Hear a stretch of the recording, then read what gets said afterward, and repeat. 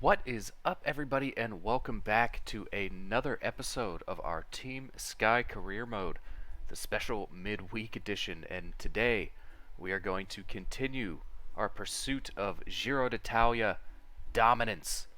We're not dominating just yet, currently sitting in third place with Santiago Buitrago, but I can feel it coming. And just as a little refresher, this is where things stand right now. As previously mentioned, Santiago Buitrago in third place by 21 seconds. Jan Kristen, Mark Hirschi, Antonio Tiberi all in the top 20. But Hirschi, Kristen, and Buitrago are going to have to be our three guys that can make a run at GC. Obviously, Buitrago's the best place, but Jan Kristen has been very impressive. So I can't wait to see what he gets into.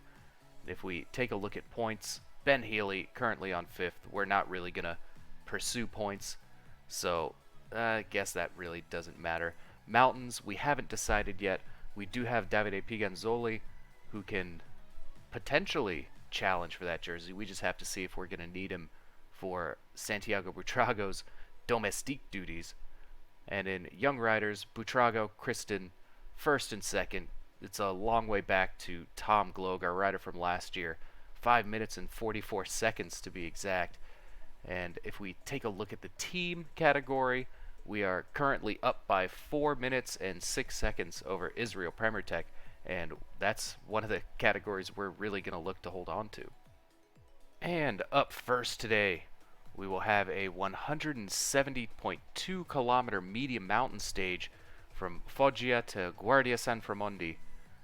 And this one looks really well suited for some of our riders. It looks really well suited to Ben Healy, but unfortunately he's not going to be taking the lead today. Buitrago, Hirschi, Tiberi, any one of them could win this. It doesn't look too tough. As long as we get over that big climb in the middle of the stage, we should be good to try and take some points and try and take some seconds away from Giulio Ciccone and Tadej Pogacar. And here with 57k left, we are halfway up the Boca della Selva, the big climb in the middle of the stage, and we are stuck behind a large group of riders. Our stamina not looking great. The pace has been super high all day. We're just going to try and stick with this group and get over the top with Santiago Buitrago in a good place. It's not looking incredibly likely right now, as we still have 4k to go and our stamina is in such a bad spot. I think this is a better spot to be in than the very front of the pack, but still, our stamina just not looking good at all right about now. And here with 11k left to go, we are about to start the final climb of the day. Piganzoli still on the front. He's not going to be for far too long, though, because his stamina is going to go down. He needs water desperately. We can't get it to him. Connor Swift just a little bit too far back. But we're going to try and set everything up today for Santiago Buitrago. The front group still has a minute 25 on the peloton, but we're not super worried about it. There's no real competition in there. We're just trying to match pace right now, and once the elevation starts to turn up, we will turn our effort up as well. We're actually going to set it to 87 right now. Looks like Bora Hansgrohe trying to keep the pace high as well. UAE on our wheel, obviously riding for Tadej, but we're gonna keep using our energy on Davide Piganzoli, move it up to 89. Honestly, he might not be the best person to be leading us out right now, so I think we're gonna go ahead and switch to Ben Healy. We can pop everybody's energy gels immediately now. Ben Healy's actually gonna get us up to 89. Davide Piganzoli can do his own thing. We have 2.5k left to catch this front group that still has a minute and a half. 64 riders remain in the peloton. Santiago Buitrago, his stamina just now starting to go down, and I don't know if it's going to be possible to catch them, but Jan Kristen is about ready to take over from Ben Healy. With 1k to go, he's going to go up to 99. We're going to start the sprint with Tiberi, Hirschi, and Buitrago. See if we can shake some people off of our wheels, as Rudy Mollard ends up winning the stage. Santiago Buitrago in a great spot, though. Doesn't look like there's going to be any separation from the riders behind. It's a shame we didn't catch that break because Santiago Buitrago would have won this stage. But for now, 12th, 13th, 14th place, and 15th actually for Team Sky. So a little bit of a disappointment. I wish we could have caught that front group, but in the end, no harm, no foul. I don't see anything changing in the GC.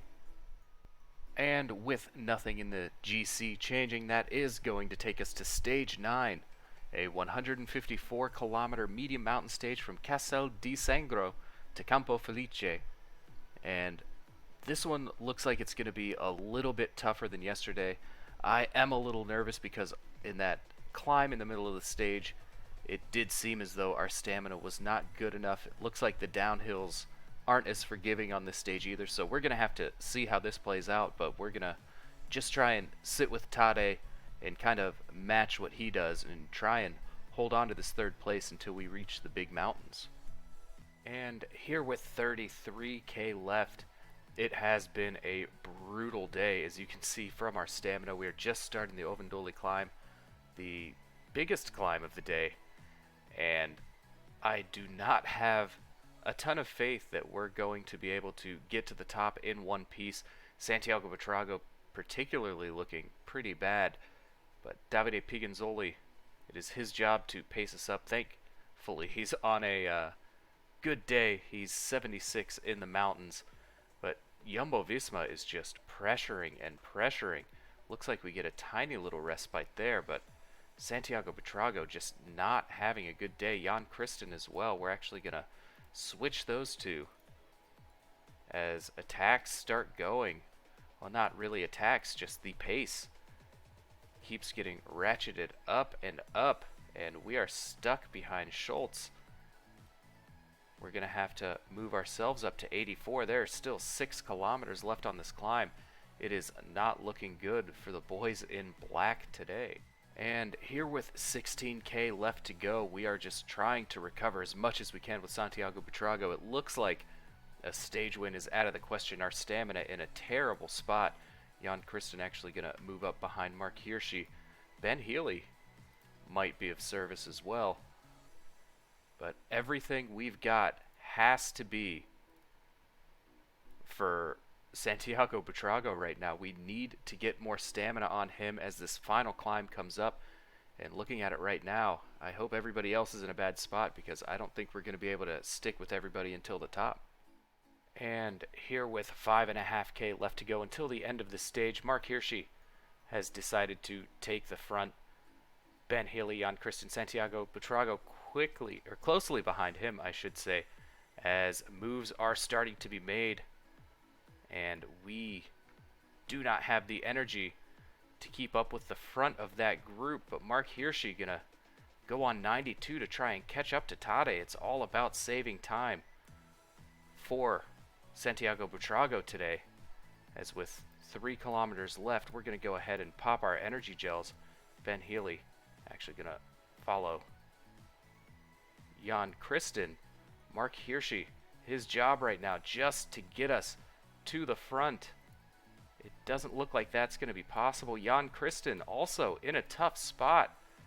Ben Healy going to go on 99 and try and get us a little closer to Tadej Pogacar, who looks like he's struggling on his own right now. So maybe, no, we can't afford to pull it back just yet. Santiago Buitrago with the sprint. We're just going to try and stick with this group. And I think we're just going to do it. Rudy Millard takes another stage. Tade coming across the line in 4th. Ben Healy is our best finisher in 7th. But Santiago Buitrago seems to have kept the same time, coming across the line in 11th place. That one was very nervy.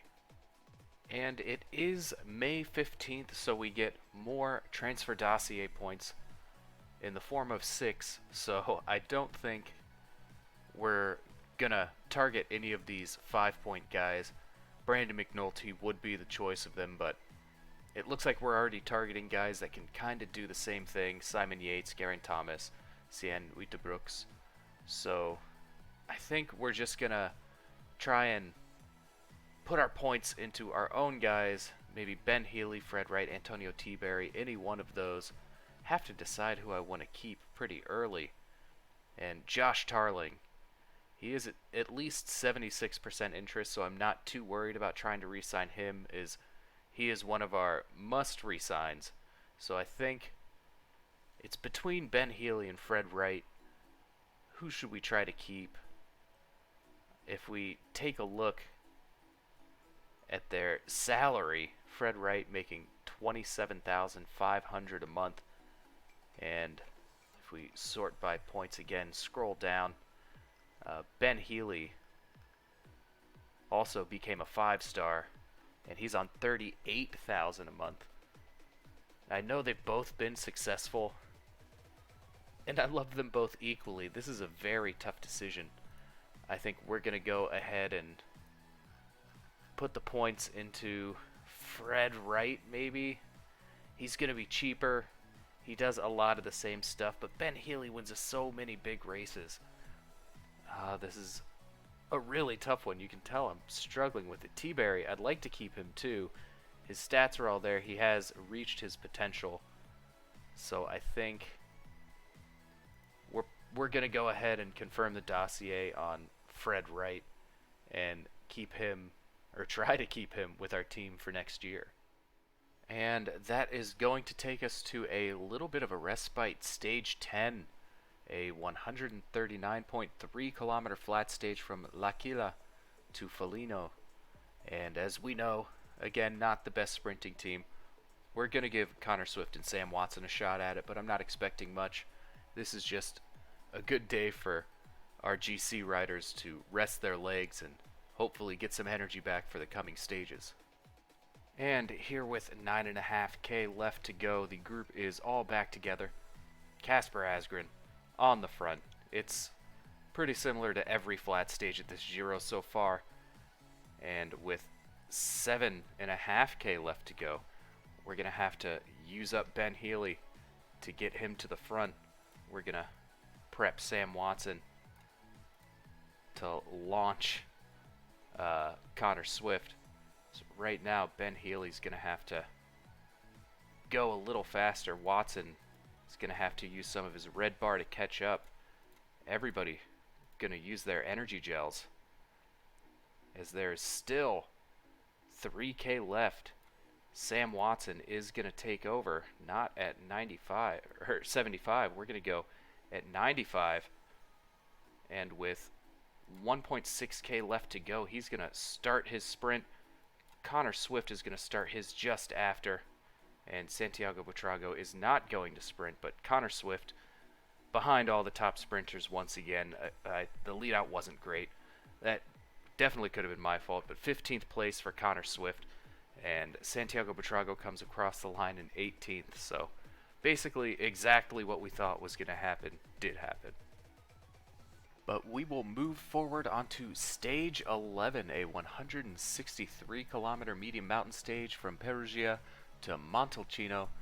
And this one does look like a stage that we could potentially take. That last climb looks a little weird. I do like how it flattens out. Downhill finish could be good, just to attack straight over the top and see if Buitrago can stay away. I think that's the move we're going to go for. But I'm hoping we can take our 20 seconds that we need to catch Tadej here. And with 13K to go, we are just about to start the final climb of the Passo del Lume Spento, as Mark Hirschi is on the front. Santiago Buitrago with great stamina left. Owain Dole making a move up this first little bit. That's fine. We can let him get a little bit of space. He's not a threat to us. Tom Gloag also making a move. Mikkel Bjerg, we're not going to chase them down too hard. We have quite the lead over all of those riders. We're actually going to slow it down to 85, try and get a little bit more use out of Mark Hirschi before we get to this big climb where Antonio T-Berry is going to be ready to take over. It looks like the front group is going to win the stage. Again, we're not really going for that. Mark Hirschi already get us up to 89, as Dole, Higuita, Almeida all try to make moves, and it looks like they're making a little bit of ground up As T-Berry takes over, we can move him up to 89. And we're going to go ahead and use the energy gel on our top riders. We're going to wait a little bit for Betrago. But it looks like everybody's suffering. Our pace seems like it's perfect right now for our riders. It's about to flatten out just a little bit so we can really crank up the pressure to 92. Get ready to try and launch Santiago Buitrago. T-Berry really using all of his energy. And Jan Kristen is going to go, and Santiago Buitrago is going to make his attack over the top as Antonio T-Berry and Jan Kristen have done their job. And now it's all on Santiago Buitrago to keep this gap to the finishing line. And right now, the gap is 16 seconds over Tadej Pogacar. He does have 76 downhill on the day. And we're going to start our sprint as early as we can. There's only 400 meters left to go as Santiago Buitrago looks like he's going to take 20 seconds over Tadej Pogacar. Maybe. It depends on what time Giulio Ciccone came across the line. But worst case scenario, we're now second place in the Giro d'Italia. And there we see the confirmation. Santiago Buitrago now just 2 seconds behind Tadej Pogacar for the lead of the Giro d'Italia. A huge stage for us, as now we can really put the pressure on Tadej and try and take the Maglia Rosa. And that is going to take us to stage 12, a 203.4 kilometer medium mountain stage from Siena to Bagno di Romagna. And this is really going to give us a window into seeing if we can really stick with Tadej and the rest of the favorites with Santiago Buitrago. There are two massive climbs. The first climb even looks pretty difficult. And that finishing climb with a little downhill and an uphill sprint finish, I'm hoping we have enough stamina there at the end. I'm not too optimistic, but hopefully the pace isn't too high and we can cruise in and have at least some kind of stamina left for that last mountain. I am very worried about this before we get to the big mountains even. But we're going to try and make Santi stick and try and get the Maglia Rosa. And here with 62k left, we are about to start the second to last climb, the Passo della Cala. And our energy in a pretty decent spot. Nobody really threatening any moves up that first climb. But this is very encouraging the way Santiago Buitrago has looked.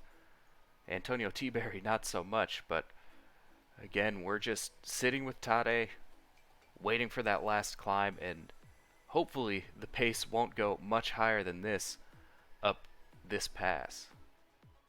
And at the top of the climb, we have stuck with the group.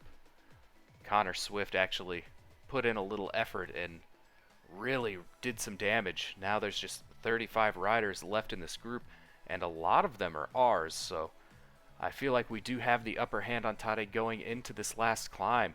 Now we're just going to have to use Davide Pigenzoli to keep the pace high and not let those UAE riders come back to the front. And with just over 20k to go, we have reached the final climb of the day. And Connor Swift is on the front, trying to push the pace just a little bit. We made sure nobody could close us down from those past groups. As Connor Swift is now done, we're going to get our guys onto the front. We've got 8.9k to go to the top of this climb. We have a ton of stamina, and we are not going to be afraid to attack once we get farther up the mountain. 84 is probably a little bit too speedy right now. If we take a look back here, actually, Tadej kind of far back there. This might be a decent pace. Looks like it does flatten out here for a second. Schultz is going to make his attack like he does every stage, and it's not really going to go anywhere. So we're going to turn the pressure up with T-Berry just a little bit. We've got 6k to go until the top of this climb. Connor Swift, I think he's just doing that to get in our way. I don't know what that is, but 5.3k left to go. We can see the group in front of us. There's another rider about a minute and 30 ahead of them. we have pretty decent stamina, so we're going to use a little bit more. Antonio Tiberi going to use his energy gel a little earlier than the rest. 4K to go to the top. Mark Hirschi, he can also go ahead and pop his energy gel, and then wait a little bit more for Jan Kristen, and a little bit more for Santiago Buitrago. But Tiberi setting the pace a little too high right now. We don't want to use Santiago Buitrago's red bar before we have to, and it flattens out, and Mark Hirschi is going to take over. We're going to get him up to 92, and then with 800 meters to go to the top, we're going to attack with Santiago Buitrago. Or not. I forgot to press the attack button. That might help. Oh, unfortunate. Enric Mas decides to go, and we are now attacking over the top with Tadej Pogacar. Not ideal, but hopefully our downhill on the day is pretty good. A little bit of a blunder there. Can we catch up? We probably could, but we're not going to risk it. We're just going to let ourselves follow Tadej Pogacar's wheel as he chases down Enric Mas. We're definitely not going to work with him. We want to take our 2 seconds. As we can see the group in front, 5 riders, they should be crossing the finish line sometime soon, as Hirschi is back now. But Tadej Pogacar, following the attack of Enric Mas, we're going to go ahead and launch an attack of our own. Use some of that acceleration that Santiago Buitrago has, and hopefully we can stay away. We have a 12-second gap. There will be no sprint from Santiago Buitrago, but it looks like Tadej's just gonna get us on the line. We should get the same time. Don't think he should get bonus seconds for 6th place, but we come across the line in 11th. Disappointing. If I just would have pressed the attack button, we might have been in there with a chance to take at least 2 seconds off of Tadej, but turns out it just wasn't to be. And that's going to take us to stage 13, Ravenna to Verona, a 201.6 kilometer flat stage, and it looks pancake flat. It couldn't have come at a better time. We need to let Santiago Buitrago, Jan Kristen, Mark Hirschi just rest a little bit and not go too crazy this stage. I don't even think we're going to compete for the sprint finish. We're just going to try and stay with the group and recover as much stamina as possible. And here with 10K to go, the sprinters teams have all formed, and our GC riders are just sitting comfortable towards the front, but not too far back. And we are going to give the sprint finish a go with Connor Swift. He's on a great day, so I feel like we kind of owe it to him to try and get him a stage win here, as Ben Healy is going to try and move us up. But Alpecin Deceuninck really pinching off that Lotto Destiny train, so we're going to have to work even harder to get up around the outside. And I don't even know if it's possible at this point with just under 5K left to go. Ben Healy gonna try and get us around. Mark Hirschi's going to be next. Ben Healy can go ahead and use all of his energy, and it's on Mark Hirschi now. So with 2K left, he can start his sprint. Connor Swift gonna try and stay on his wheel, but we're gonna start him out from a little ways. But Mark Hirschi gonna die just before the line, and it's gonna be Jasper Philipsen to take stage 13, followed by Fabio Jakobsen and Tim Merlier.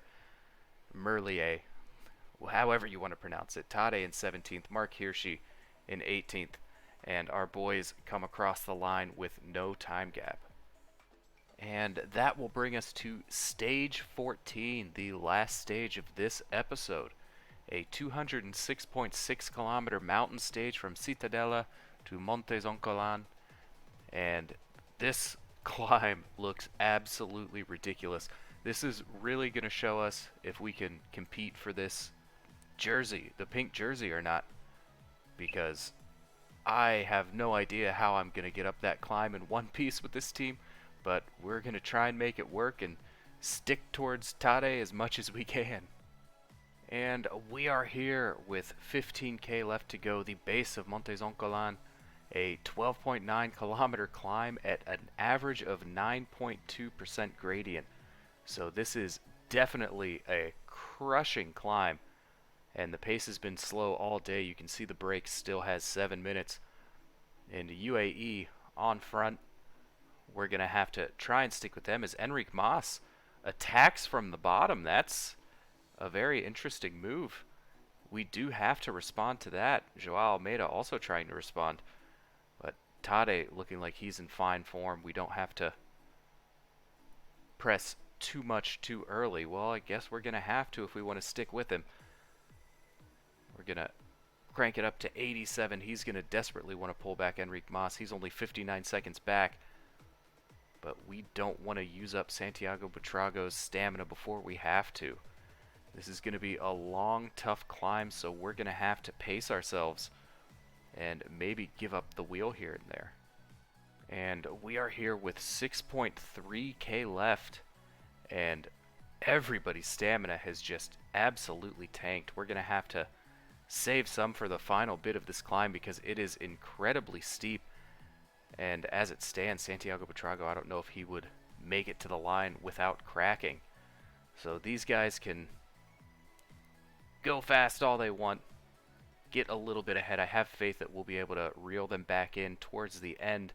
I don't want them to get that far up the road. Antonio Tiberi doing the tough job right now of trying to pull it back, as Mark Hirschi is going to be our only domestique left for the final part of this climb. Antonio Tiberi desperately trying to get around. We're getting blocked off. This isn't good.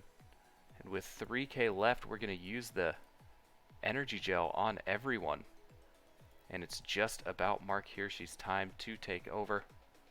And he's going to go up to 85. Santiago Buitrago hopefully on his wheel. Hirschi might have to calm down a little bit. It looks like this race is getting away from us.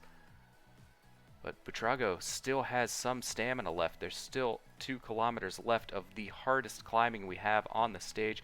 Hirschi's done. Buitrago, it's your time to shine. The energy gel is working right now. 1.5 left. We can see Tade just up ahead. We're actually going to manage our effort, try and get around him as much as we can. It looks like we are dropping him. We're going to have to definitely lower our pace though, but maybe not. It might be worth it if Tade's cracked, just to try and get ahead of him. But no, it just steepens up here at the end. Enric Mas way in front of us. And that's going to be devastating for our chances here. Is there any effort where we can get some red bar back? It doesn't look like it. But we are going to be 32 seconds thereabouts ahead of Tadej Pogačar. It all depends on if we can make it to the line within 59 seconds of Enric Mas, and I don't think we did. But there is a chance that we are in pink right now. And there we can see Eddie Dunbar won the stage, followed by Clement Berthet and Derek G. And if we take a look at the general classification, we are in pink to end the episode. 2 seconds over Giulio Ciccone, 11 seconds over Enric Mas, and 12 seconds ahead of Tadej Pogačar. That is a beautiful sight, seeing the Team Sky logo on the Maglia Rosa, and it's up to us to defend it now. And that is going to do it for this episode, but it ends on an extreme high note.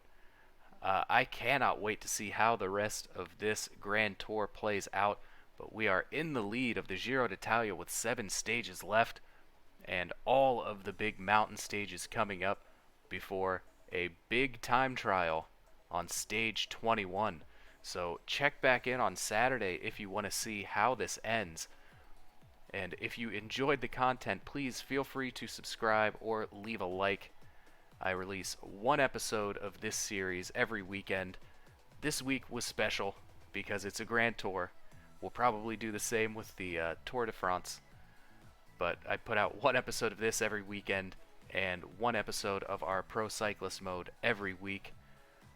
you can catch me next time. I am still in shock right now that we are winning this thing, and we're going to try and make it ours. But for now, I just wanted to say thank you, and I'll see you later.